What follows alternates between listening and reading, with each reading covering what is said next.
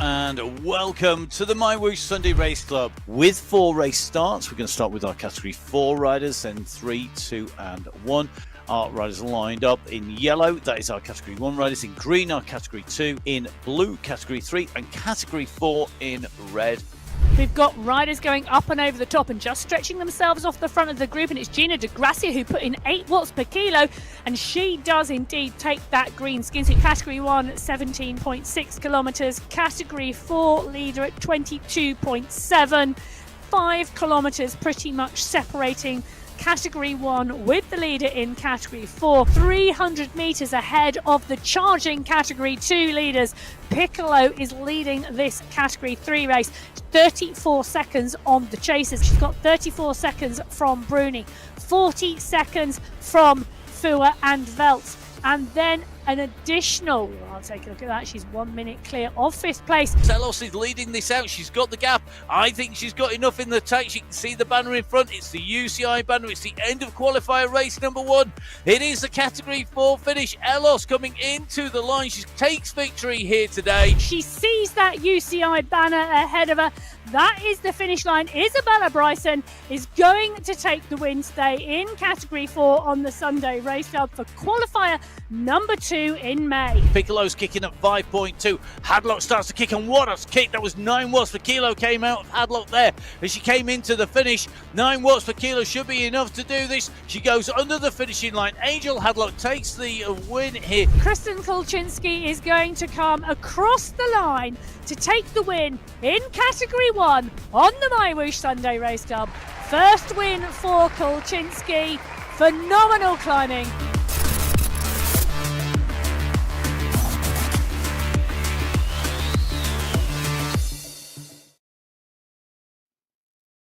So hello and welcome to the MyWhoosh Sunday Race Club.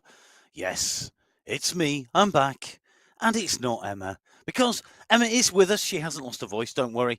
My name's Matt Payne. I'm going to be taking you through all of the Sunday Race Club action, along with Professor Emma Martin. She hates it when I call her Professor, so I'm going to do it even more today, because she's missed out on that for the last week. Oh, it's been so wonderful. Thank you very much for covering for me when I had a little bit of a sore throat last week. Hopefully we're going to get through this show without me coughing, spluttering, and generally deafening everybody with anything other than race commentary. What a place to return to, Emma. We're coming back. We're going to Belgium. We are indeed. We are going to Belgium today, and it is going to be fantastic. So 35 kilometres of racing, 324 metres of climbing for the women. A flat start for the first 6 kilometres till we get to the Corte Kier. It's the longest climb today at 3.9 kilometres, an average gradient of 2.5%. But this one is decisive because it's so steep on that first kicker, over 17%. We then run down through the Tissenhoven-Molen sprint. The Valkenburg is the next climb, 1.3 kilometres, average 4.3. We head over the top into the Eichenberg Hill, into the Eichenberg climb, and then we run to the finish line, 6 kilometres. And I can tell you, somewhere today, there will be a mass sprint. That's kind of the most vaguest. There will be a mass sprint somewhere today. Yes, there will. It is one of those really great courses that provokes great racing and great riding from our riders. And we're going to catch up with our Category 4 riders first.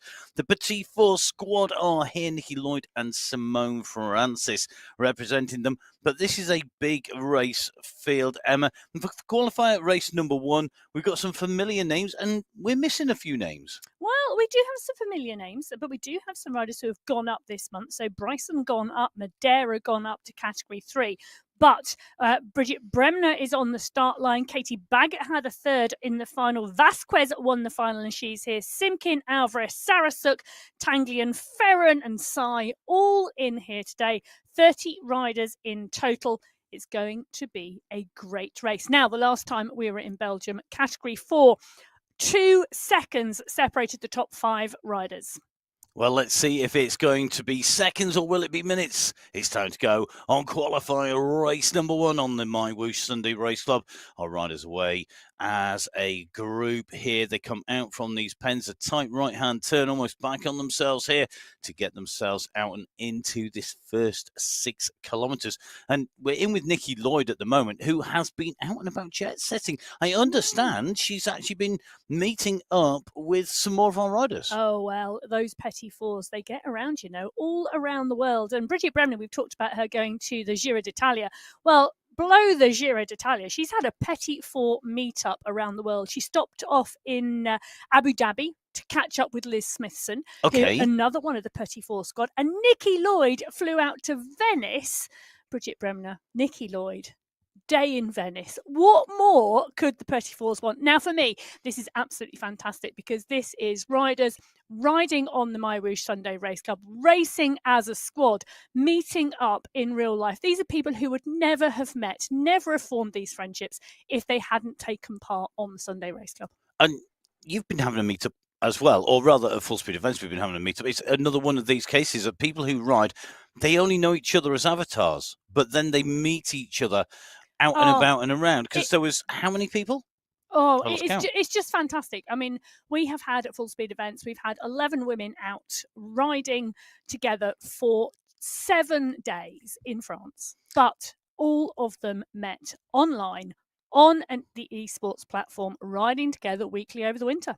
And we can see at the moment, this is going to be Isabel Alze just there on the pain cave. And this is what we see of people a lot of the time, isn't it? We see the avatar, we maybe see the webcam, which we're checking them and watching them ride. But then you can sort of kind of put a face to a name when you see them in real life on a meetup. But it's amazing, isn't it? You can ride on your own, in your garage, in your back room, on your patio, week in, week out, solo, but you make friends around the world through esports platforms. And that's what we want to see. We want to see people out and riding more. It's a great way to bring the world together and everybody to have a great time. Now, I didn't talk for the whole of the week pretty much, other than to nod and shake my head for the whole of the week pretty much that we had the women's meetup. There were riders from 20 to 60, new riders, experienced riders. Is that where it's really key, where we see this transfer of knowledge? Is that one of the main things to come out of it, or is there something else that really sticks in your mind particularly? I think one thing to note is esports platforms are for everybody, whether you are a new rider. I mean, Nikki Lloyd has only been cycling for 2 years, and the majority of that cycling for Nikki Lloyd of the Petit Four squad here has been on MyWhoosh. And for me, that is fantastic. You can be new to cycling. You can be new to e-cycling. You can be a seasoned professional who has ridden many national championships, but you are meeting through this platform where you have a shared commonality, a shared passion, you find friends, and then you learn from each other. And that learning and that sharing is absolutely fantastic. Well, let's hope we can see lots more meetups, whether we can see Adriana Barker bumping into Nikki Lloyd or Melissa Simkin or Alicia Felder, whether we're going to see Harrison Taglion maybe meeting up. I mean, let's know if you are meeting up with people who you have been racing against here in Category 4 on the MyWhoosh Sunday Race Club. Do let us know. Send us the pictures. Make sure you tag in Emmett at biking_Emma on Instagram. Tag in MyWhoosh and tag in myself. It's at Matt Fixer Pain. Now, Category 4, just going through the sprint. Nikki Lloyd taking those points and taking the skin suit. Who will be taking the skin suit in Category 3? They're lined up on that start line. They're all ready to go. We have the Caramella Koalas. They're going to be led by Claudia Hyde. The team captain for the Megawatts is going to be Novelin Kokkonen. And we have Team Golden Light led by Golden Light. So we have 3 teams with leaders there from New Zealand, the UAE, and we have a whole host of nations, Emma, and a big field of riders as well. Is this our biggest field? It is the biggest field today. 33 riders on the start sheets across those 3 teams, and Hadlock, Marin Alzat, Arrayas, Vink, Sonnerson, Silvestro, all here. Bryson, we mentioned, has come up. Myra Madeira has come up. But Takanis, Beltran, Johnson, Barragan and Piccolo are all on the start sheets. They were the top 5 last week. Well, we're going to see the green light, and the Category 3 riders are go for June. This is the 2nd of June. This is Qualifier 1 on the MyWhoosh Sunday Race Club. I cannot believe it is month number 6 of 2024. Wow. But it is, and the women are up and racing. So we're into June. Sorry, I was just thinking, you just said it's month 6 of 2024. Each week this comes around, I absolutely love the Sunday Race Club. I can't wait to see who's on the start line. I can't wait to see who's riding well, who's moving well. I mean, don't get me wrong, I can't wait to jump in the studio with you and chat about bike racing. Or I know it's the nicest I'm going to get to all day. And of course, see the guys behind the scenes. But I love the fact that we get to see people all out and around the world. We're in with Natalia Itzik at the moment, and you can just see there pedaling, keeping very focused on that pancake. Great bike trophy there on the side. I was fabulous. Just drawn to that. I'd love to know what that was for, but that is a fantastic little trophy there on the side by Natalia, the plant in the backside. do let us know what it is that is on your screen there. That trophy looks amazing. Yeah, I agree with you, Matt. Now, Natalia Itzik, part and parcel of this Category 3 group. Now, you mentioned the first 6 kilometres is flat here. So expecting the pack to roll together, and this pack rolling very nicely between 35 and 40 kilometres an hour. Now, Matt, one of my challenges over the week of having female riders here and us hosting them here in France is, I'm going to go back to being a professor of hospitality and tourism. I've never been asked for so many recipes in my life. I know there is a rumour that there is going to be a WOW cookbook as written by Emma, Professor Emma Martin, Cycling Cookbook, which is all about things to eat when you're on your bike, after the bike, during the bike. I keep getting little dings on my WhatsApp saying, can I have such and such a recipe? Oh, can I have the granola recipe? Oh, can I have the dinner recipe?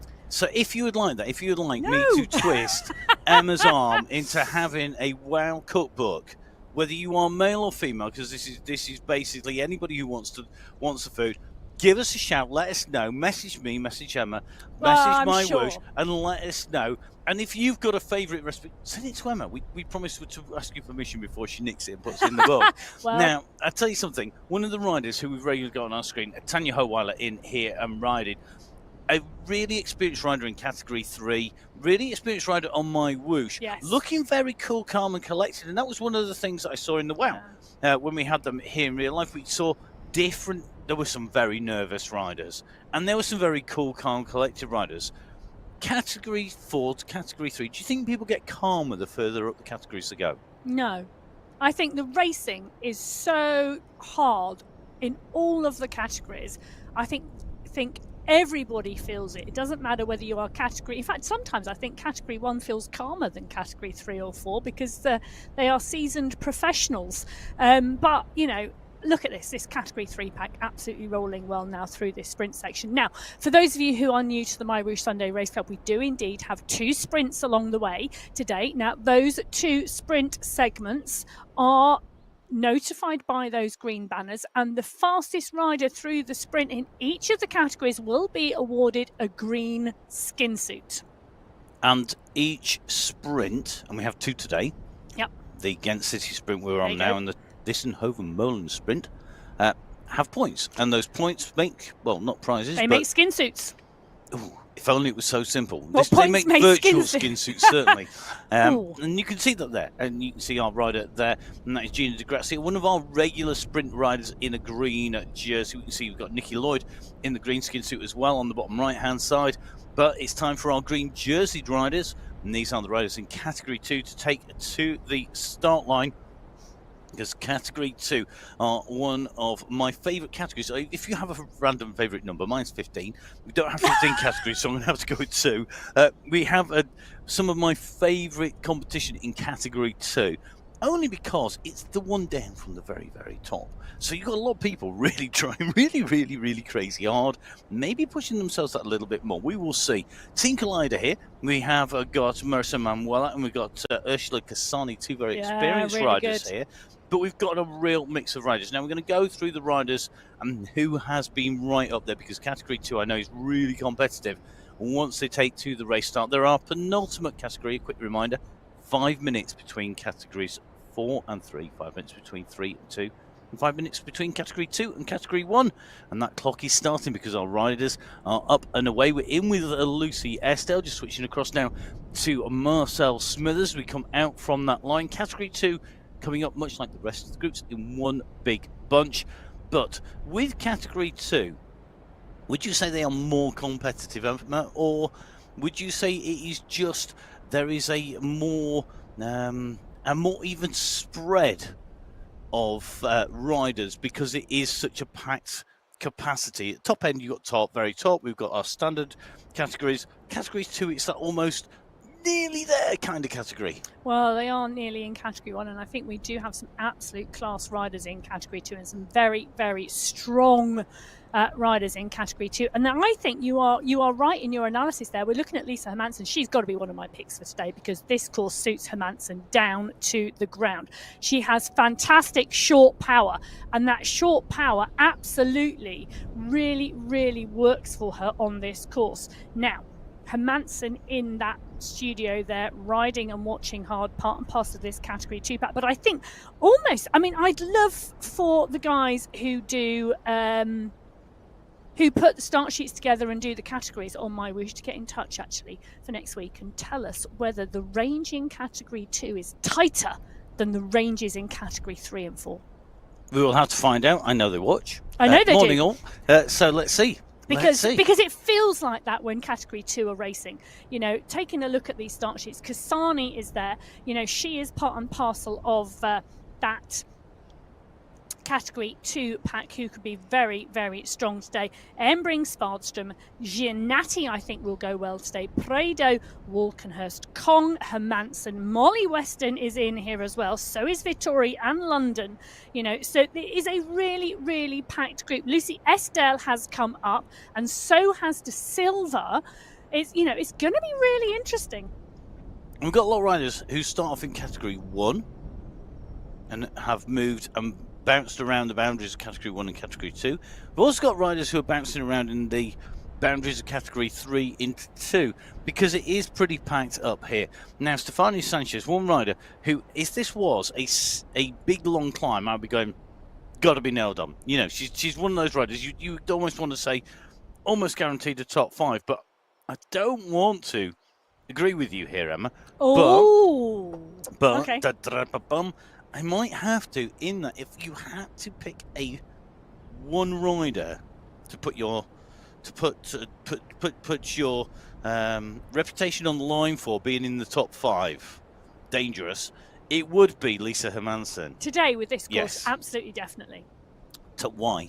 Because of the type of rider that she is. She absolutely excels on this course. Why? What makes this her course? What is the attributes of this course? The climbs are short, the climbs are punchy, and then we take that run into the finish. And she's got that great kick. These types of climbs, they're short, they're sharp, they're steep. They suit her over the longer climbs. For example, with the Passo Alto last week, the Passo Alto was where the men were last week. The Jebel Hafit was where the women were. In fact, actually, I say that Hermansen finished second on the Jebel Hafit last week. She's on form, and this course I know she's great at. Well, we're going to see if she's going to be able to match the immense weight of pressure that we have pressure. put on the shoulders of Lisa Hermansen. There's also, I'll tell you something, another rider here who could go well today. Oh, here we go. Here's Hannah the fudge Giannatti, time. the young rider. She's a young rider. Yes. She's around 18 years of age. She's in the Sunday Race Club. She's in Cat 2. And again, this is a course that suits her. So whilst Emma is now deciding to move off from Plum before one rider and moving to sit on the fence, sat on the start line are our riders in category 1.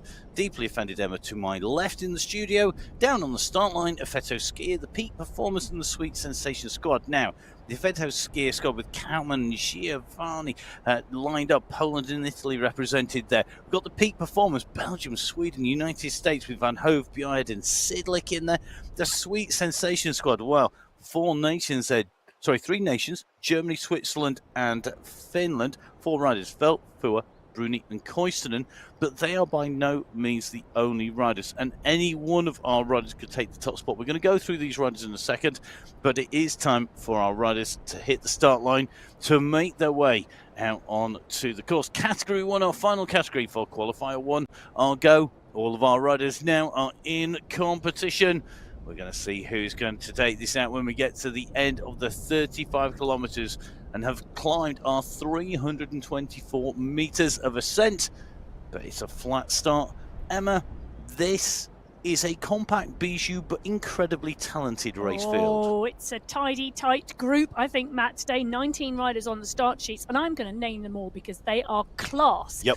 Kwaremont, Giovanni, Van Hove, Bjerre, Sidlik, Velt, Fua, Bruni, Koistonen, Engstrom, Gonzalez, Rua, Gallegos, Tidholm, Manshandi, Holdcroft, Soderstrom, Rona, Penna, and Whitelaw. Class field, that.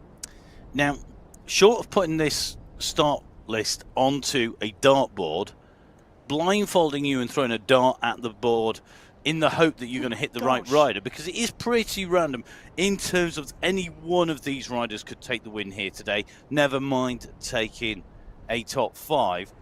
You talked about Lisa Hermansen, this course suiting her. Will it suit Joanna Tidholm? Is there another rider who maybe this is going to suit really well? Maybe a Vicky Whitelaw, or maybe somebody who's got a real good kick and a recovery. Is it going to be a Mika Soderstrom day? Well, last time we were in Belgium was the April final for the women's. And let me put it this way. The win was 55 minutes, 26 seconds. It's a fast day then. It's a fast course. Now, Fua, Bruni, Holdcroft, Bjerre and Sidlik were the top 5 that day. And, well, I think any of those 5 could well be up there. I mean, Sidlik is riding well at the moment, but so is Bjerre. And Fua has been very dominant, although Kolczynski, who took the win last week, is not here today. Good luck, Kristen. I know that you are on a road trip to a hill climb somewhere in the middle of nowhere. Speaking of somewhere in the middle of nowhere, Holly Bergen on course at the moment in the middle of the Yorkshire Dales, where she's at the moment, not too far from where we're actually doing a couple of gigs in real life. So maybe we'll have our own meet-up at one of those events. Going to be on the mic live at the legendary Otley Grand Prix and the Ilkley Town Centre races. Both in Yorkshire. They're both in Yorkshire. They're both in Wharfdale, and further up in the Yorkshire Dales, in the middle of the country, in the middle of nowhere, sheep territory. It is Skipton, which is an old market town up there, 45 market town, and that is where Holly Bergen is. I don't know where Joanna Tidholm is. I wonder whether she has got lots of medieval history. Maybe, you know, it is a slightly different kind of history because she's going to be in Sweden. And let's face it, the Yorkshire Dales actually has been populated and been invaded by the Angles and the Danes and the Swedes for decades, if not centuries, if not millennia. You know, this part of the transition, the migration of people. Well, can I tell you something? I've got hat envy at the moment. You've got hat envy. Hang on. Is it in the Swedish national colours in blue and yellow? No. I'm fancying one of the polka dot hats at the moment. Well, you'll have to ride a few more kilometres on MyWhoosh then, won't I will do. I noticed Emma Sonesson in Category 3 was also resplendent in a polka dot hat, and I'm thinking I probably need to do a little bit more riding and attain one.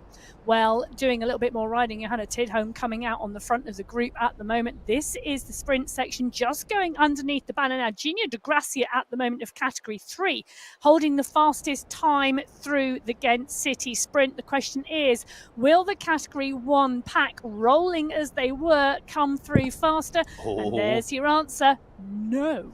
So Gina De Gracia from Category 3 setting the fastest time of 25 seconds, 0.251.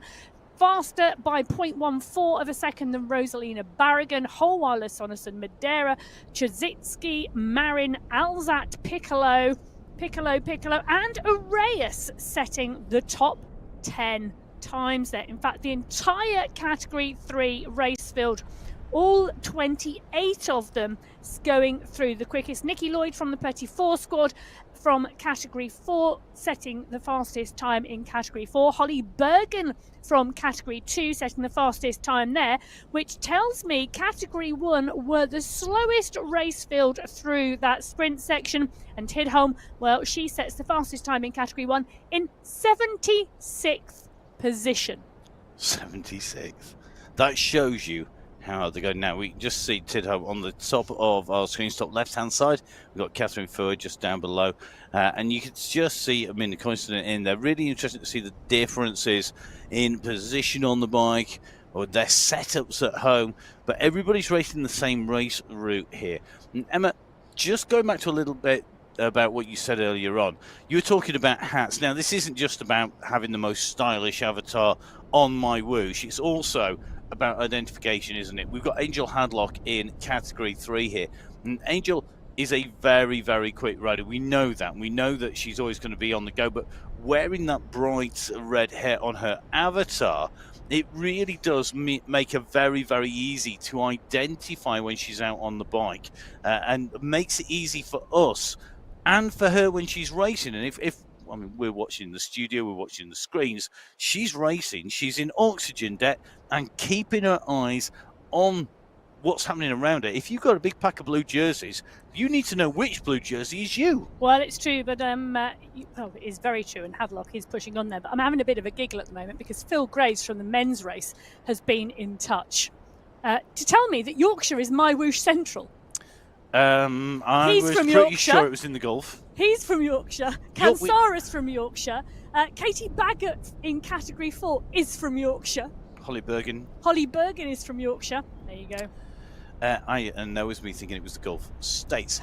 So, okay, so going back to identification, Sorry. You've seen all that build-up and you were busy watching social media. Oh, dear, it just popped up. Now, our riders on the climb at the moment on the right-hand side of our screen, they're at 9.3k at the moment. You can see Angel Hadlock continuing to push on here on the Kwaremont, making her way up towards the top. Now, this isn't a particularly short climb, really, is it? No, it's not. It's the longest one here today. Kicks off at 6k, finishes at 9.9k. You can see Lisa Manson attacking on the first part of the climb on the left of your screen.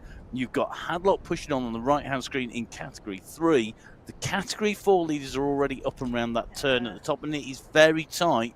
But Hadlock opening up the throttles early here. She's got a gap. Is that what you want as a rider? Well, the stretch on the pack is huge, isn't it, in all of the categories on that climb at the moment, and it is. Now, I said, right at the very beginning of the show, I said the Kwaremont climb would be instrumental in this race, and it is very, very steep, coming up to 17%, and it is the first of the 4 major climbs on this course in Belgium, in Bruges. And really, each of those climbs you have got to treat like the finish of the race. Well, it's going to be really interesting to see how these riders deal with that on the way through. Can they be the first over the summit? Now, the first summit up here, we're just having a little look at Angel Hadlock here, just on the bottom left-hand side. She's probably going to be our next rider who comes up to the summit of the Kwaremont. And that is going to get her in and through that polka dot banner here today. There is a cycling legend, a myth, that on a certain time of year, you are at your very best. For me, that is early, well, right in the middle of January. Emma's is early. Angel Hadlock should be on the best form of the year because it is Happy Birthday Day to Angel Hadlock. Happy birthday, Angel. Fantastic riding, straight over the top. What a way to celebrate your birthday. Take the very first polka dot skin suit. Will she get the triumvirate? Will she be able to collect the polka dot, the green, and the yellow as overall winner at the end? We are going to have to find out. But happy birthday, Angel. I hope you have a great, great day. What a way to spend it. Take a look at that. There she is. Happy birthday, Hadlock. Yeah, we're going to say, so can we won't sing. No, I'm not going to sing because at the moment it would be down here. I can do that voice very easily at the moment, but I can't do the singing voice. Well, I was looking for a birthday cake and candles. I'll tell you something, Hadlock is absolutely motoring now on this descent, but look at the chase group. Vink, Johnson, Takanas, Barragan, Montoya. That is class. That's 1, 2, 3, 4, 5, 6, 7, 8 riders in that chase group. So while Hadlock is out in the lead, there are 8 riders absolutely on form following through. So Beltran is there, and Holweiler, and Piccolo. Now, whilst Angel Hadlock is out front, if I was her, I would be concerned about this chase group. Rebecca Johnson on absolute form. She's a phenomenal climber. She finished second last week to Piccolo on the ebb of her feet. And I tell you something, I know she's been working on her sprinting. Well, let's see if she can put that to good use. You've got to be in the right place to sprint. That means you've got to do, as Emma said, and treat every single one of these summits as your finish line time and time again. We're going into the first climb now with Category 1. Remember, they're the last group to set off from our race start back a few kilometers ago. 6.1 at the moment under the wheels of the riders as they go in to the climb. We have a whole 2 meters of ascent covered, and it's going to pick up very, very quickly. The Kwaremont has a huge 94 meters of ascent. Now, normally you wouldn't think that's a huge amount on a bike ride. You know, 35k, 324 meters is not massive. However, it's how the shape of the hills come and how steep they are. The Category 1 group coming in together here. This is the first real tester. All these riders, if you're in Category 1, you have the capability of sitting in the draft. You can't be in Category 1 and not have those skills of utilising the draft, of being smart, being able to hold on. However, the moment it starts going uphill, and we are at 4% already on climbing, that is when things get tough. Now, good to see Mina Coyston, and we know she's been on the comeback trail. I think she's going to be back on form, and I think by the look, there's a serious focus there. She's already looking like she is going to be attentive to the very front of this race. Well, I'll tell you why she's being attentive to the front of this race, because Catherine Fua normally attacks on this first climb. And historically, we see Fua go, and then that's it. If anybody can hold her wheel, they tend to go with her and stay with her, but she does historically attack on the first climb. Now, these riders are going to know that. They are going to know the pattern of this race, and Coinstonen, she is absolutely keeping it clear and keeping the eye on this race. It's not just about keeping an eye on your own numbers, keeping an eye on the numbers around you. It's understanding how the racing normally evolves on each course and how each of the other riders in the course on the race, how they like to race. That level of observation that you need and the ability to observe whilst racing is absolutely key. So let's see who's going to keep their eye on who's going to use those visual identification markers of hats, of helmet, of hair, of positioning in the bunch to know where they are. In Category 2, well, you can see that up at the top of the Kwaremont climb. They have completed the climb with Ursula Kasani leading them through there, but Kasani not having the fastest time. That time actually goes to Lisa Hermansen. Now, because they came through almost together over the line, it means that Hermansen started further back in the bunch and really pushed on up and through. Kasani on the left-hand side of our screen, just sitting on looking at the ride. And you got a really good view here. I actually really like this shot of Kasani's pain cave here, because looking in across, you can see the game in front. You can see what she's watching. You can see that screen, making sure she's focused on exactly what is happening in her race. And I know we should be talking about the cycling, but I do love her wallpaper. I regularly think that when we go into the pain cave.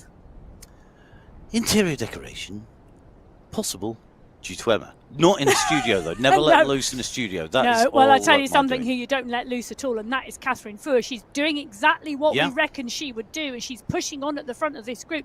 But Velt, Holdcroft, Soderstrom, Bjarhead, Bruni are all there. Penner is getting into trouble at the moment. She's just off the back.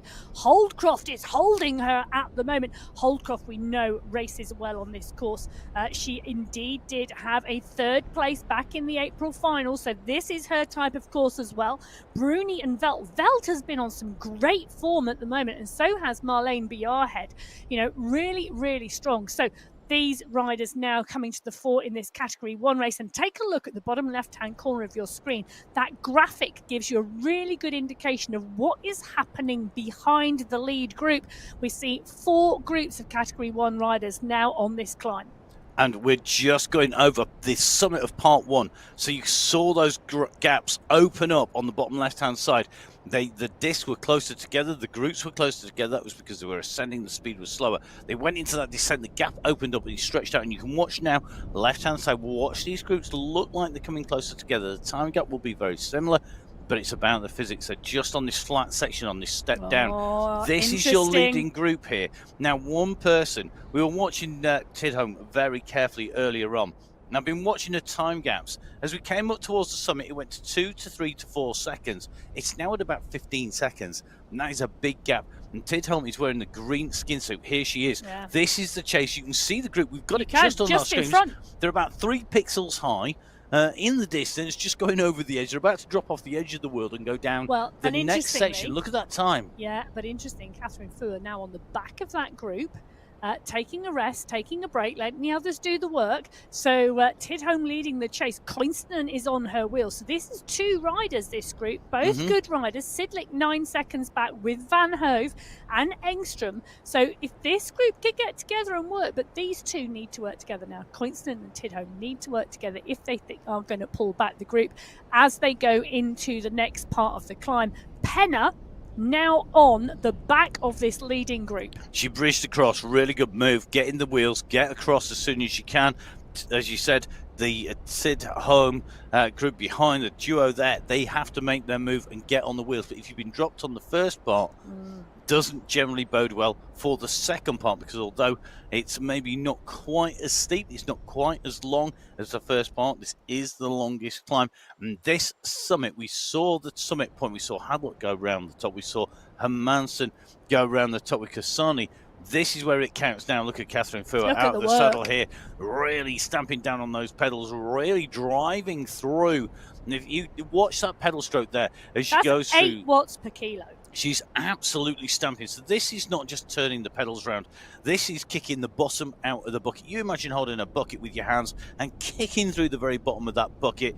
That's what she's doing with every pedal stroke. She's out that saddle, smashing it to pieces. And she smashed the field. Emma, 4 seconds now the gap. The question for me here is she's taking nobody with her at this pace. She's going to be on a very long, lonely solo ride if she continues at this pace. So Fua still at 5 watts per kilo. She's going up and over the top of the quarter kilo. There's no waffling in Belgium for Catherine Fua at the moment. She's absolutely flying down the road. Velt, Bjarhed, Bruni, Soderstrom, Penna all in the mix here trying to give chase. So this group now behind sat back actually. Take a look at the difference in the power. Fua pushing on at 5.5 watts per kilo. Amelia Velt now comes to the front of the group at 5 watts per kilo. Holdcroft at 6. They've now dug deep again.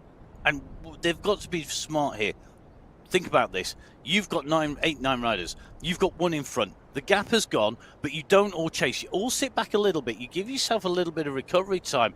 It allows you. Look at this. 3.5676, 3.7, 4.0, 4.6, 4.7, 5.4. Those seconds gaps behind Catherine Fua. That is a really close group of 6 riders chasing one.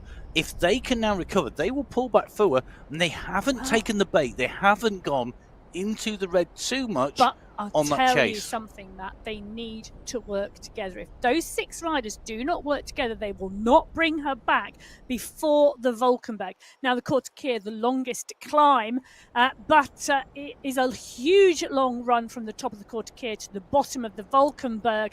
As we see, the gap's now starting to come down because Fua is coming back. Bruni, Soderstrom, Velt, Holdcroft. Now it's 1 second. They are closing the gap down to Catherine Fua. There you go. The catch has been made. That is the power of the group and that additional effort Fua put in. Wow. It's done damage, but she backed off at the right time there for me. The really smart move. Don't keep on pushing. You're not going to do 25k on your own over this terrain. Back off and let it come back. Now, that is in Category 1. Category 3 here with Angel Hadlock. Angel is a different type of rider. She's very good at going solo. She's using the riders that she's catching in front here. I mean, these are class riders. I mean, Solazano, Clarissa in here. We've got Smithson being caught.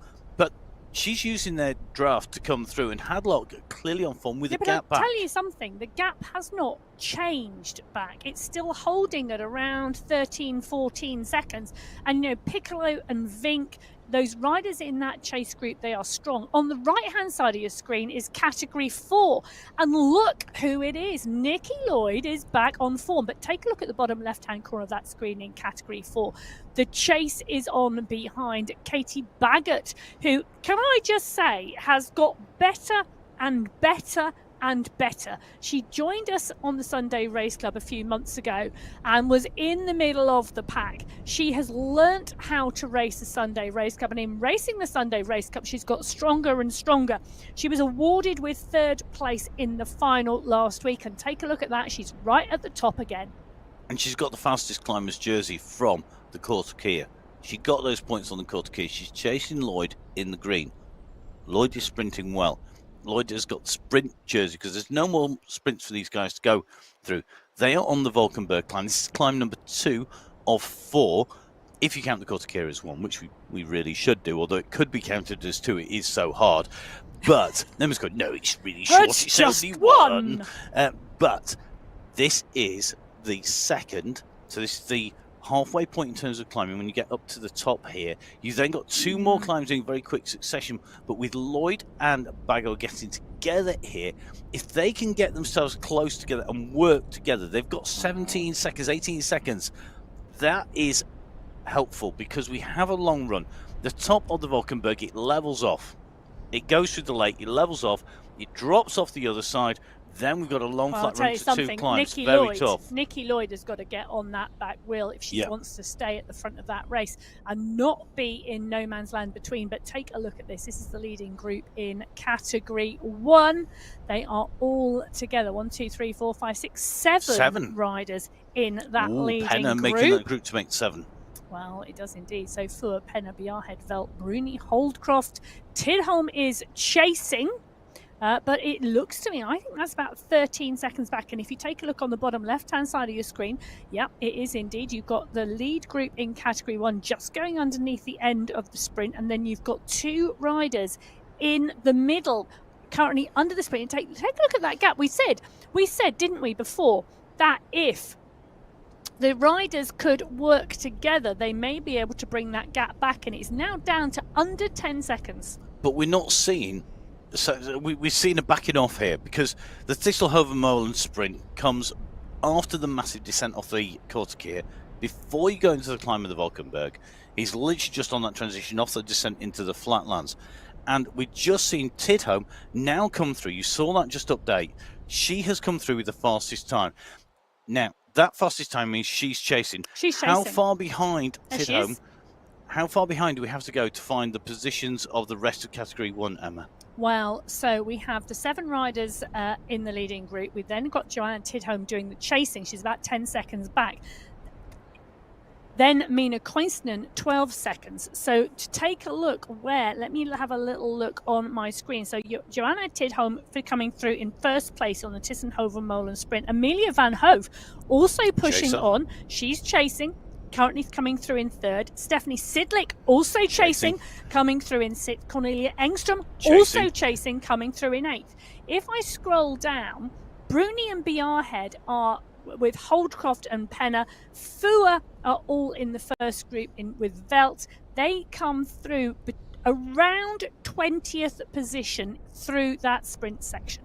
And at the moment, we can just see, I mean, Joanna Tidholm on the left of our screen, so out the saddle, really working hard. You can see that bike moving around. I tell you what, she's closing them down, you know. This is a brilliant ride. Take a look at this. This is a phenomenal ride from Tidholm. Do you know what? She's got the gold star already because Tidholm, whether she wins this race or not, she is winning the most aggressive rider at the moment because she is the rider pushing on. She had 14-second gap at the top of the Kwaremont. She has closed it down of 14.1 kilometers. You know, she is now back in sight of the group and she's 1 second off the back of this leading group. Come on, I am willing her into the middle of that pack. class riding. Now, I'm not going to dispute that class riding, but at what cost was that chase? We saw the effort going in from Tidholm, and now she is just trying to grab onto that draft. Middle of your screen, top center, you can see there is a figure with a W behind. That is the number of watts that Tidholm is producing. When that goes to green, it means she has jumped into the draft. She's out of the wind. Oh, come on. White is so wind, close. and look at this. It's not yet triggered. She's kicked again. She's having to put in kick after kick. Now she goes in. It goes into green. She's in. She's in. Now she has to sit in and recover. And I think the rest of that group have been very kind there, because if I'm not the sort of person you want to come and race, if that was me on that front group, I would have got her to within a few seconds, and then I would have kicked again and really made that hard. You see, that's the difference. That's the difference, because I would have gone, do you know what? You deserve to be in this group. She deserves to be there. She has worked her socks off. It's a good job there are no cameras on us for the look of disgust I just gave Emma. I would have just been congratulating you on getting. No, this is called a race. We're here to win this thing, as well as have fun on the way through. Now, I'm sure the Category 2 riders will be doing no waiting for anybody, because this is going to be an interesting ascent here. There are 18.5 kilometers into the route. They are indeed. They're 200 meters in, and Dana Wagner at the moment just out the saddle, jumps out, sits back down again, using that movement in and out of the saddle to keep that pace high, to kick in to the pedals, to really push on here. She's with some amazing climbers here. People like Serena Vittori, Ursula Kasani, Lam Kong. We know they have a proven climbing record, particularly on long climbs. They've got to answer these sharp attacks, these big kicks that are coming from riders like Hermansen. Wagner right in the mix here with them, and it'd be really interesting to see how she gets on in this company, because I think, for me, once you're in this leading group, you know that you are in the mix. You know you're there, and then it's about dealing with that pressure as well as putting the power down. I mean, it's a mix. You've got to answer to everybody. It's not like Hadlock. She's on her own. Well, can I just tell you something? I'm just having a look at the results through the Valkenburg climb, and Hadlock's still in the lead in Category 3. The gap now down to 12 seconds. And let me tell you, the chasing group, Barragan Vink, Beltran Johnson, Holweiler Takanis, Carasso, Piccolo, Montoya, all faster up the climb of the Valkenburg than Angel Hadlock. Now, that's interesting, because Hadlock usually makes the time on the climb. However, didn't happen on the Valkenburg, but we have 2 to go. Now, Hadlock is on the descent at the moment at 21 kilometers. Now, she's going to come off this descent. She's going to go into the flatlands, and then we have the 2 climbs at the finish. Now, these are really, really critical climbs. The last 2 climbs. You can see in Category 4, they're at 22.7 K. That is Nikki Lloyd and Katie Bago, the leaders in Category 4. Bottom right-hand side of your screen. Bottom left-hand side of your screen, the leader in Category 3. And that is 21.5 kilometers covered for Angel Hadlock. Top right-hand side of your screen, these are the leaders in Category 2. They're currently at 19.5 kilometers.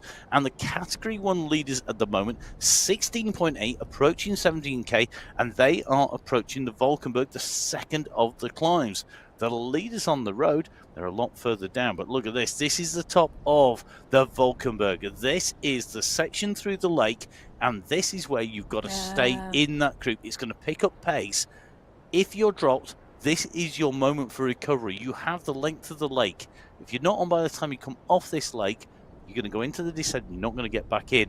Really, really key. Fantastic panoramic shot here with the sun and the clouds reflected off the water either side of our riders as they go up and over the top. This is an elite group leading its way through. It's Kasani, London, Kong, Wagner, Manuela, Hermansen and Vittori. Is indeed a class group. Now, I'm just going to very quickly nip back to something we were talking about earlier, where we were talking about whether Yorkshire was MyWhoosh Central, because one of the other men have got from the Sunday Race Club has got in touch with me and offered to do some number crunching. So Henry Yeast, thank you very much. I'm willing to bet, he says, that there is a high likelihood that MyWhoosh Central is actually Michael Vink's hometown, Christchurch. Now, okay. So before those results are released, if Henry's going to do the maths and work out where everybody's from, good luck with that one, Henry. We should have a 1, 2, 3.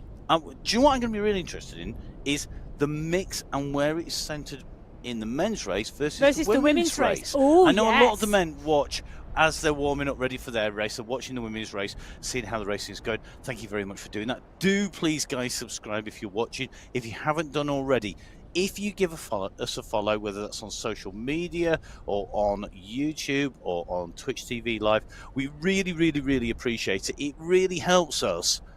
You know, we don't want you to donate to anything. We don't want to take your money. We just want you to give us a follow, please, because it really helps both MyWhoosh. It helps us as Matt and Emma and all of the team. We really, really do appreciate it. So if you have done that, thank you so much. Please do continue to do so. Tell your friends, get them on and watching, because we love to bring you the action, and more importantly, we hope that you're going to get inspired to jump on your bike, to download MyWhoosh, whether that's MyWhoosh Go, the new lighter version for PC, whether it is on the iPad. You know, if you're going to be on Apple, on the new, if you've got 4K Apple TV, you can jump on board and download the app. Do jump on board. Loads of help if you've got any technical issues. I'm sorry, but my brain is in a strange place today, because the second you said Apple, I thought, I wonder if that's crunchy.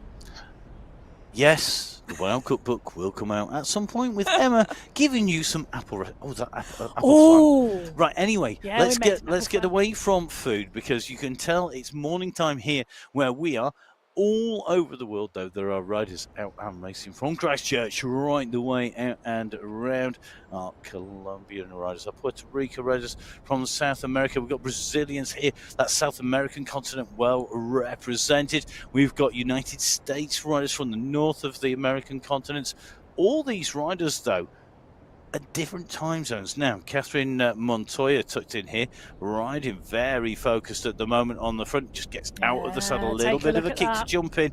She's looking pretty cool, calm and collected today. Absolutely, making sure she's tight within that bunch, because you can see on the top right-hand graphic, that navigation graphic that tells you what is coming up. You've got the short run in now, and they're coming round this corner, and then they are going to see the climb at 24.2 kilometres. They're 500 meters off of it.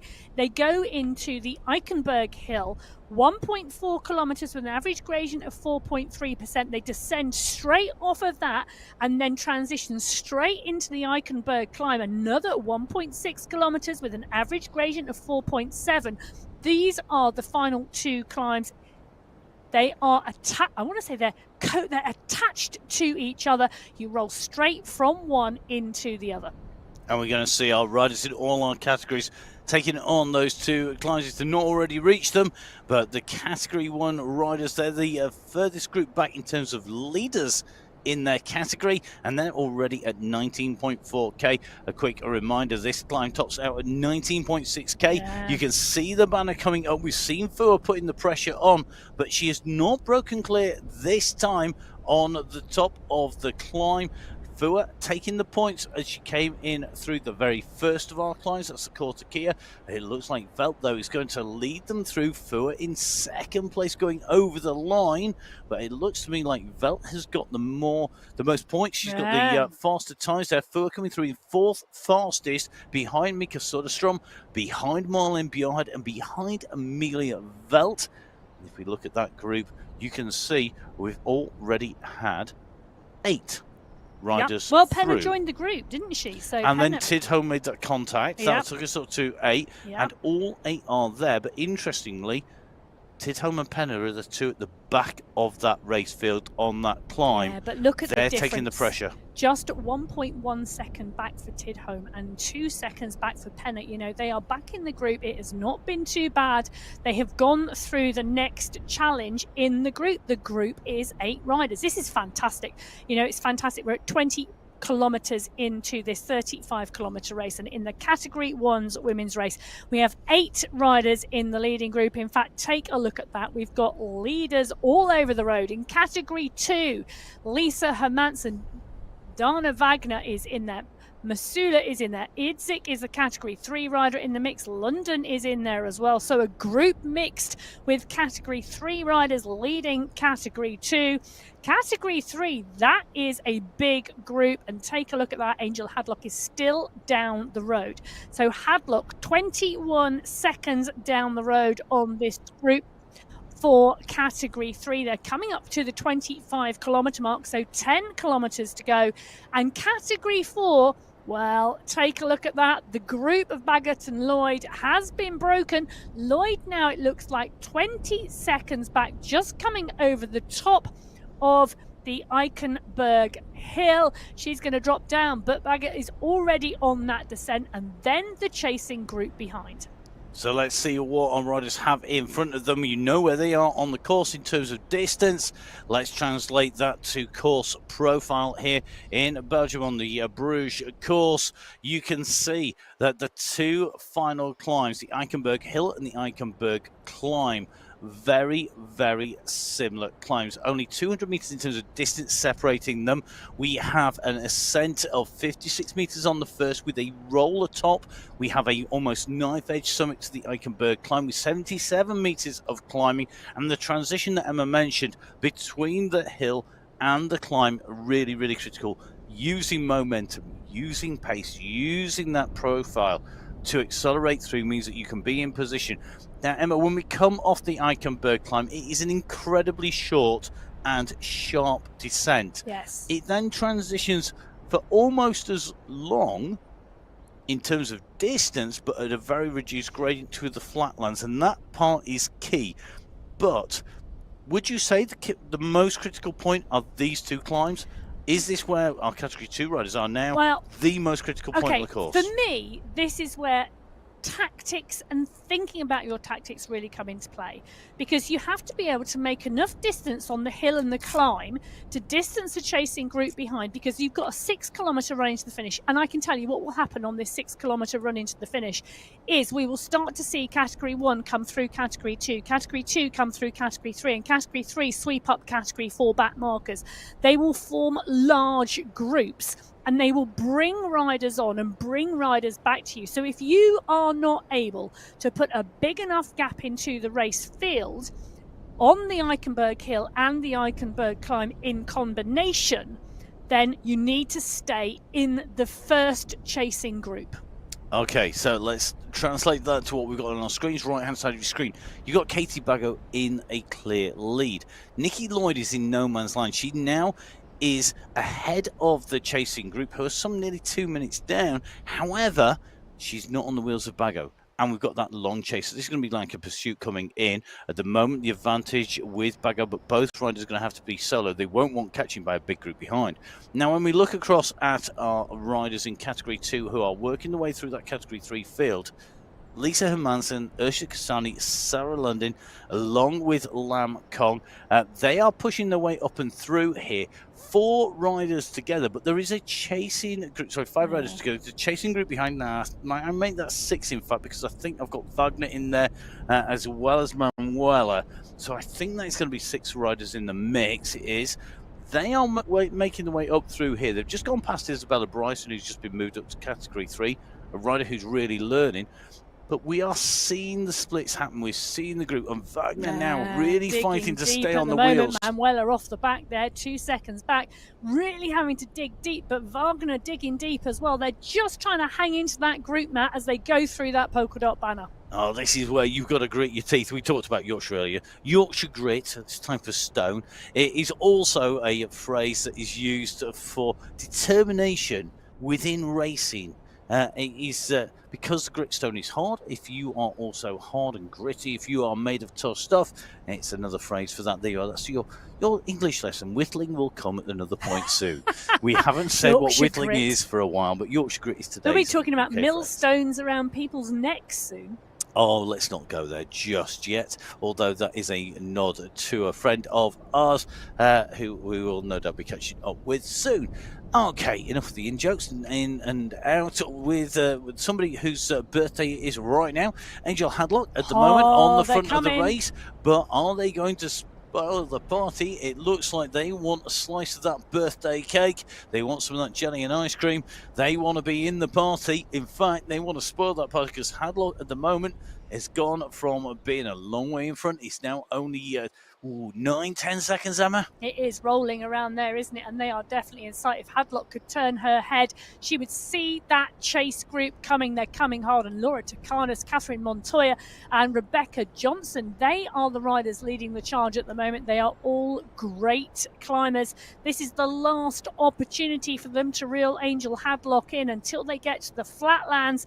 Well, can Hadlock put enough distance between them? I'm not sure she can. It's difficult, isn't it? And I'll be honest. This is now, if you've got that group behind, that group know at 9 seconds you're going to be able to pull Hadlock back in 6K. You should be able to if you work as a group. They could be super smart, sit off the pace, let Hadlock break the breeze all the way to the top. But Hadlock is super smart, and she's going to go, well, you're going to catch me anyway, so I might as well just have a nice easy run up here. I've had a head start into the climb. I'm going to have an easier climb now because I haven't got enough distance to stay clear in 6K. But you're working to catch me back. You're still working hard. I'm working that bit easier. I'm doing that bit more recovery. And when you come past, I'll have plenty of bounce to jump back in the wheels. I'm not sure a heart rate of 186 is a bit more recovery, but she does have to manage her effort because she has to go with the group when they make the catch. Yeah. She's just hanging out at the moment on the front. You know, she's not doing too much. She's doing a little bit more than they are, or making sure she's doing about what they are, so that when that catch does happen, because let's be honest, it is going to happen. Seconds away. She will be able to stay in that group. Now, on that bottom left-hand side of your screen, you can see this group of riders. You can see the smattering of Category 4 riders in and through and across this Category 3 spread leading group. And it is indeed spread. It's spread all the way up this final climb. The Eichenberg climb at the moment is where this race is at. And Category 3 are working their way through the final groups of Category 4, because that lone leader there coming to the top of the Eichenberg climb, that is Katie Bago. She is that lone red jersey leader. She's wearing the polka dot jersey in Category 4. She's still currently in P1 at the head of this race at the moment. Nikki Lloyd's in 2, but Angel Hadlock, leading the Category 3 race, is now up to 3rd place on the road. And we can see, as we look at those groups, the time gaps between the Category 4 riders really interesting. You got Bago separated from Lloyd. The gap is there. And then you've got Hadlock. That is about a minute's worth of riding at the pace these riders are going at the moment. And that is to get up to the summit. So there's still plenty of climbing to do, even though the distance is short, because it is so tough. So Bago is going to be the first rider up over the top of the climb, the final climb. She reinforces those polka dot jersey on her shoulders. She's going to be chased through by Lloyd. Hadlock on our screens at the moment. She's not all that far behind. She's going to go through at the head, I think, of Category 3, but it's going to be only just Category 1, though. They're chasing hard. They're coming into this complex, these double climb complex that really will test our riders. So, going up over the top goes Veld. Let's have a look at the times here. The top of the Eichenberg Hill, the first of the two. It's Veld who goes through first, but there is 0.698 separating the top 7 riders. Tidholm has gone. Tidholm no longer in the leading group, which is a real shame because she did work so hard to get there. But one more climb to go for Category 1. They've got to go up the Eichenberg climb. There's 7 of them. Are we going to see an attack on that final climb? Because if there is going to be an attack, that's where it's going to happen. Or else we've got a 7-up sprint to the finish in Category 1 today. Well, the catch has been made in Category 3. It's a huge leading group. And we've seen an exchange of polka dot jerseys initially going across, because we saw that jersey move, and I think it's Barragan who's now got it. It is. Rosalina Barragan takes the polka dot skin suit in Category 3, at the top of the final climb. Well, there are no more points now on offer in that competition. Let's see how she goes on. So we have got 8 riders in this group. If we've got the maths right here, and 8 riders leading, we've got a rider off the back now, and they're going to be in trouble because with the strength in depth in that leading group, I think we're going to see that group go to the finish. They are chasing Lloyd, they're chasing Bago, and that may well have an effect on the Category 4 race that they're about to work their way up to. Meanwhile, Category 2 are not far behind the Category 3 and Category 4 leaders. Kasani in this group, that's the rider we're watching, but she's got an all-star cast for company, and that's on the right of your screen. On the left-hand side of your screen, Merle Bruni just taking a little bit of a rundown on the descent, but she is now picked up by that group, and it's about carrying your momentum through. They're now onto the climb, 2%, heading for 3 in Category 1. They're on the final climb of the day. 4 categorized climbs: the Kortekir, the Valkenberg, the Eichenberg Hill, and now the Eichenberg Climb. Well, Category 2 now up and over the Eichenberg Climb.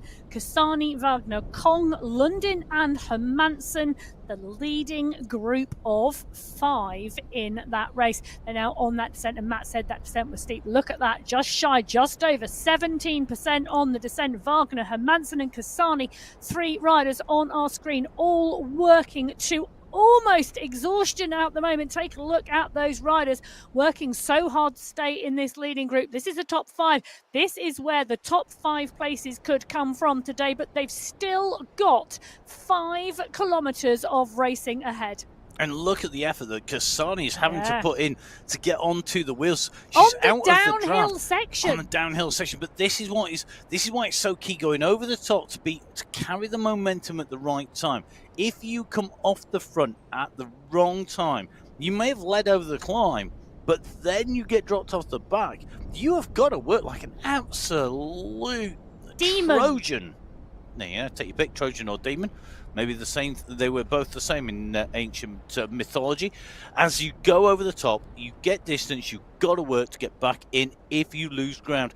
And that effort there, remembering it's so short to the finish, it may well be the case that Kasani pays for that later. We've seen that with Tidholm being distanced from this group of Category 1 riders. She chased on the downhill to get back into Category 1. She was distanced on the penultimate climb. We now have a smaller group of leaders. Catherine Fuhr, though, starting to wind up at 6 watts per kilo. She's starting to wind this group up, and she's starting to put the pressure on. The hurt is coming because we are starting to see riders struggling to respond. Soderstrom and Bjarhead now start kicking in. They're going into the red, as is Penna. This could be decisive. 3 riders starting to pull clear. The group has been sliced in 2. We've got 3 riders in front, 3 riders behind. Well, we have indeed. They're continuing to work. It's Fuhr and Holdcroft side by side. Bruni and Soderstrom. Soderstrom and Bjarhead now having to work on the back here. Absolutely motoring, absolutely pushing. They're really trying to win this race. Well, they've got to keep on pushing. You can see here, Velt is distanced. We've got a gap to Velt. We've got a gap to Penna. And this is Bjarhead at the moment we are sitting in with. She's going to get on to the wheels of Soderstrom. But it is 3 seconds at the moment, nearly 4 to Holdcroft. They are all over the road at the moment. The key rider at the moment, the person who is dictating the pace, who is conducting the pace and setting the speed, is Catherine Fuhr. Bruni's going with her at 7 watts per kilo here. This is a big kick. And Fuhr and Bruni, well, they've got Holdcroft just on her heels. Yeah, Holdcroft is coming. This is going to be 3 riders going over the top together. There's going to be a gap back. There is going to be a gap back, and it's going to be around 8 seconds to Soderstrom and Bjarhead. I think those 2 could close the gap because they're going to be doing chasing, but these 3 are going to have to work so hard. But Catherine Fuhr is not a lone leader. She has got company. She's got company. She has got Bruni and Holdcroft. Now I'm having a little look back. Do you know what?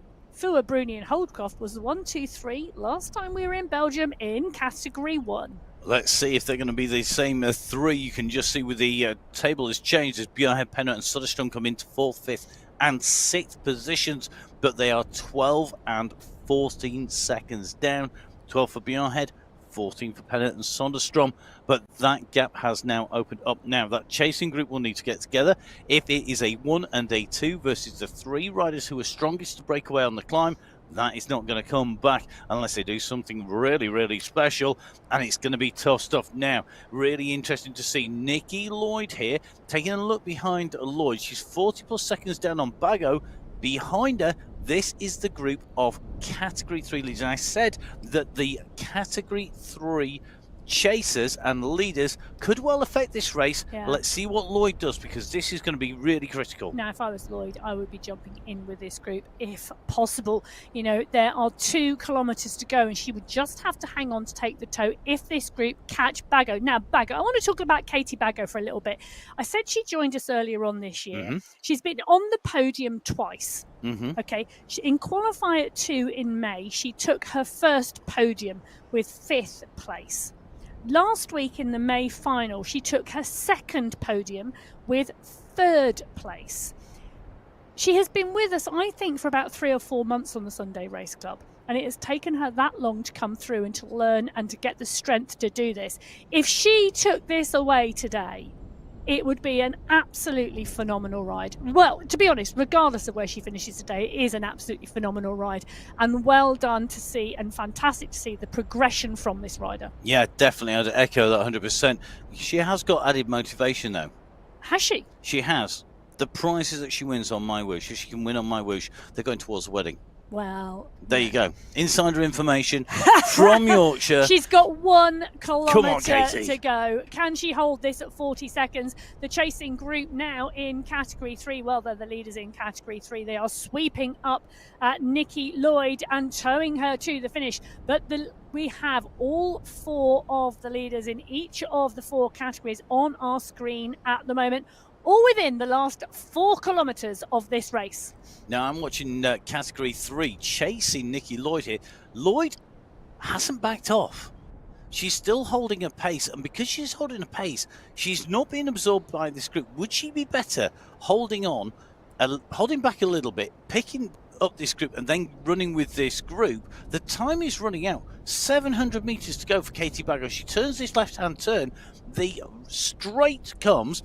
There's a right-hand bend, and she's going to be under the gantry. Well, do you know She's got no distance left. I don't think Lloyd has got a cat-in-hell's chance of getting on the wheels. Well, I don't think she has. But you know what? If I was Nikki Lloyd, I would be wanting the individual screen time of finishing second in Category 4. I wouldn't want it to be messed up by the win in Category 3. So let's see how they're going. Katie Bago at the moment with 500 metres to go, 800 metres to go for the Category 3 leaders. And that is the leaders. That is Barragan, Hadlock, Johnson and Carrasco. It's going to be Taconis. That is going to be a sprint finish. That's going to be Emma's finish, because my voice is definitely not going to survive a sprint. I think I'm going to stick with Katie Bago. So I'm going to take Katie over the line. I'm going to be a very selfish. I'll get him throw things from the other side of the studio here. So here we are. We're in qualifier race number 1. Our first rider is on her way into the finish. It's going to be a fantastic win here today in Category 4 in the polka dot skin suit of the fastest mountain climb of the day here in Belgium on the MyWhoosh Sunday Race Club. Katie Bago takes the win. Well, congratulations to Katie for top spot today. She's had a 5th, she's had a 3rd. She's now got first spot in Category 4. Now we see the run-in. This is the run-in for Category 3, and it's a big run-in at the moment. It's Montoya who's gone from Hadlock, so Catherine Montoya's going to take it from Johnson or to Carnes. Hadlock is in there as well. That is absolutely full on. I think that is Montoya from Hadlock, from Tacanis, from Johnson, from Carrasco as well. Barragan coming through in 6th, Beltram coming through in 7th, Nikki Lloyd coming through for 2nd place in Category 4, Kirchner coming through for 3rd, Alzak coming through for 4th, and Vasquez coming through for 5th place in Category 4 as well. And what a finish. You saw there a fantastic preview for our Category 2 and our Category 1. because this comes round the corner. This is incredibly tight. These are the leaders. This is going to be about who leads this right and gets the timing. Well, Hermansen has gone already, so Hermansen has kicked. Kasani is there. London goes as well. So does Kong. This is absolutely flyer as Hermansen comes around the corner first. She sees the banner, but Kasani is coming. Can Kasani make it? Can go! Wow! That was an absolutely phenomenal finish in Category 2. Kasani takes it from Hermansen, from Kong, from London, from Wagner. What a sprint, and you can see just how tight this corner is, how tight this turn is now. Category 1 have a little bit further to go. We have got our leaders in. It's a 33.4k under the wheels to Category 1. Emma, those results, how tight was it? I just need to tell you, Kasani took the win. She rolled Hermansen on the line by 0.068 of a second. So 700ths of a second. Yep, between 1 and 2. Lam Kong in third, 0.167 of a second back. London, 0.366 of a second back. And well, fifth place, 1.8 seconds back. Incredibly tight. Incredibly difficult finish. Now, just seeing Mika Soderstrom right-hand side of your screen. In Category 1 chasing, they're approaching 34 kilometers covered with 1k to go at that point. The Flamme Rouge, the red kite of 1k coming up.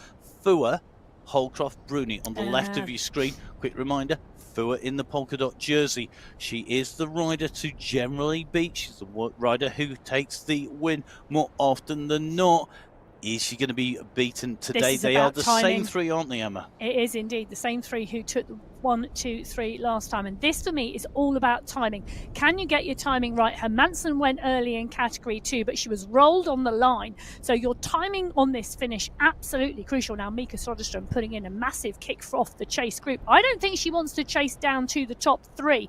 I think she wants to secure 4th place because there are at least 4 riders in that chasing group who will be chasing for 4th and 5th. So Fua, Bruni and Holdcroft, these are your 3 riders coming into the finish. They've got 400 metres to go until the finish line. And Catherine Fua has gone early. Merle Bruni kicks. They're holding here. They're looking at each other. Catherine Fua has gone again. 10.8, 11.7 watts per kilo. Merle Bruni hasn't yet responded. Maria Holdcroft coming through from the back. So Fua has kicked. Bruni's now gone at 11. Holdcroft responding. Catherine Fua is going to take this. That's the UCI banner. Catherine Fua comes across the line in 1. Mal Bruni in 2. Maria Holdcroft in 3. That's the 1, 2, 3 today. It's the same 1, 2, 3 as in the April final when they were last in Belgium. Mika Soderstrom, though, breaking away from the group to take 4th place. Great riding from Mika Soderstrom to ensure that 4th place. And I'll tell you something, the chase is on for 5th behind.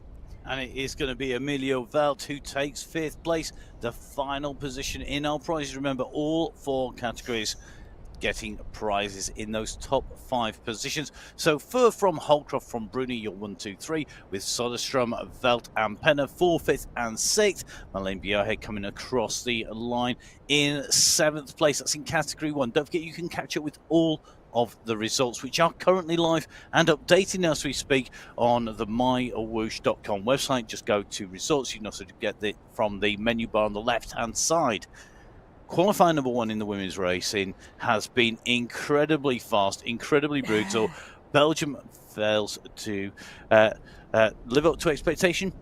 Basically never, because it is my favourite course by a mile. My name's Matt Payne. It's been a pleasure to be back here on the show with Emma Martin. Emma here taking us through last week and, of course, going to be with us right the way through this, the women's race, and into the men's race, which is coming up shortly. Please do make sure you tune in for that. And don't forget, of course, you can catch up with us for the UCI, another of our UCI races, because, of course, MyWhoosh is a UCI partner for 2024, 25 and 26. We're going to be bringing you the words to the action for the XCE, the Mountain Bike Eliminator. And guess where that is today? Belgium. There you go. We will be in Belgium again for the men's race. Do join us very, very shortly. I'm going for Fritz and Mayo. I'm going to be waffling on as normal. Do join us. But from all of the team behind the scenes, from Emma and myself even, stay safe. We'll see you again soon. Goodbye. Goodbye.